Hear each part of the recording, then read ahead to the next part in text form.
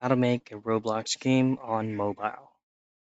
First things first, just a heads up, you won't be able to do this if you're going to be using the Roblox application. But what you're going to do is just simply open up any preferred web browser that you can use on your end. Now just go directly into Roblox.com's official website or on the web version. Make sure to log in into your account and then just simply tap in on Create. And this is where you will be redirected to Roblox Studio.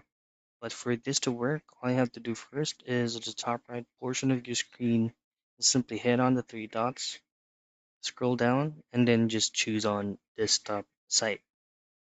Now, this will actually turn your mobile phone into a working desktop version of the browser. And from here, all you have to do next is just simply go ahead into the three lines at the top left portion of your screen, and then go into Creations.